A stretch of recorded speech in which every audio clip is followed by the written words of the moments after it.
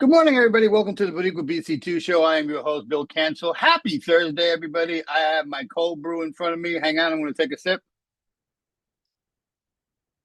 Gotta love that cold brew. Welcome to Thursday. And today's our second edition of the Bottom of the Barrel show, where we discuss the train wrecks that are currently happening in the Republican Party. I only pick five. We could be here for an 8-hour show to discuss the train wrecks of the Republican Party. So let's jump right into it. Number one, this is reported by The Guardian. Trump dismisses Epstein scandal as a Democratic hoax, quote unquote. President Donald Trump labeled the ongoing Jeffrey Epstein scandal a Democratic hoax, even as his administration released thousands of documents, many of which contain already public information. Epstein survivors are calling for full transparency, including unreleased footage from his prison cell, adding pressure to Trump's controversial framing. This is by The Guardian. Why is this a train wreck, you might ask? Because the tone-deaf dismissal provoked backlash while reopening wounds for survivors, undermining public trust during a sensitive and high-profile matter. I skated about it this morning, and I'm still reeling about this. I still don't see a clean out for this on Trump. I really don't.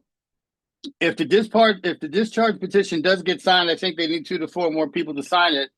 He's toast.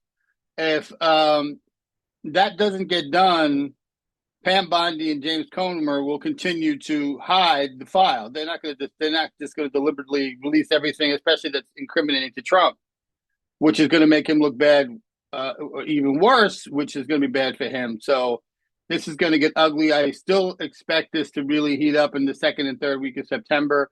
We are still in the early phase of this, so we'll see what happens. Number two, this is reported by the Daily Beast. Representative Doug LaMalfa's town hall erupts in fury.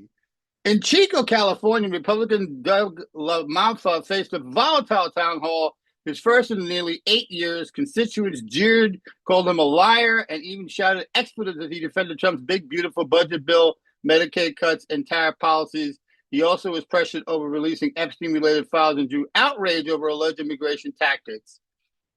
Again, if you watch my shows, you will see that this pattern of ripping apart Republicans at town halls is not a fad.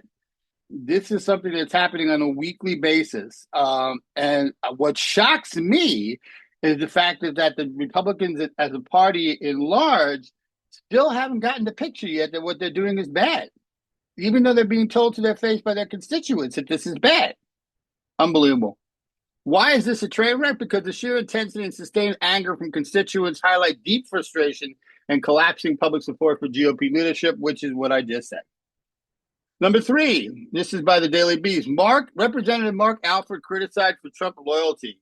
At a Missouri town hall, here we go again, GOP Representative Mark Alford was scolded by constituents to, quote, take his head out of Trump's ass, end quote. Critics lambasted his allegiance to Trump, refused to disavow falsehoods in defense of controversial decisions like pardoning a Medicaid fraudster. They pushed him to uphold constitutional values, not Trump's agenda. Why is it a train wreck? Public rebuke of sitting congressmen as overly subservient to Trump underscores palatable discontent, even with Republican districts. Again, what I just said in the last story, they're getting their heads handed to them every time they go to a town hall. Number four,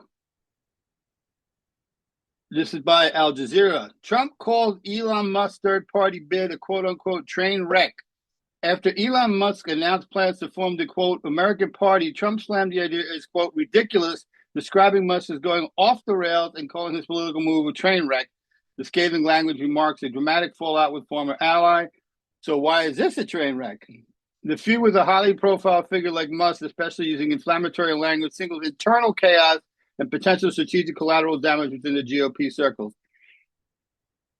That last sentence, signals internal chaos and potential strategic collateral damage within the GOP circles, really epitomizes and describes in its entirety the entire reign of this regime in the last 8 months. It is all chaos-based. There is no science, there is no logic, there's no planning, there's nothing but chaos. And I firmly believe that it'll be the chaos that will cost them everything. Number five, this is reported by The Guardian. Trump's archive of documents fails to satisfy. The release of Epstein-related files, most of which were already public, was marked as superficial Survivors demanded full access, including key videos that were previously unavailable, leaving many questioning the administration's transparency and sincerity. This is by The Guardian. Why did the train work? When critical demands for justice go unmet and documentation appear performative, it's not only disappoint the victims, but signals political optics over accountability. Again, I can't say any more about this. You know, he's trying, it's clearly obvious that he's trying to bury this. I think the question that has to be asked now is not only is he probably on the list as one of the perpetrators, but who is he trying to protect and why? Are these people that are the people that he's trying to protect, people that fund him, that support him financially? Because then that starts to kind of make sense, right? But again, I don't see a clean out for him on this. I mean, he can at some point in time come to the podium today and say, as President of the United States, I'm invoking a new action and I'm saying that the Epstein files are dead. We will never be discussing them again and again. Even that would make him look bad because that would make him look incriminating. So interesting stuff. So I hope you enjoyed today's edition of The Bottom of the Barrel. I know I did because I love reading all these train wrecks that are happening in the Republican Party. Everybody have a fantastic day, and we will see you tomorrow for the what? What did you say? For the what show? For the loser show. Yes, that is tomorrow, everybody. Take care and have a great day.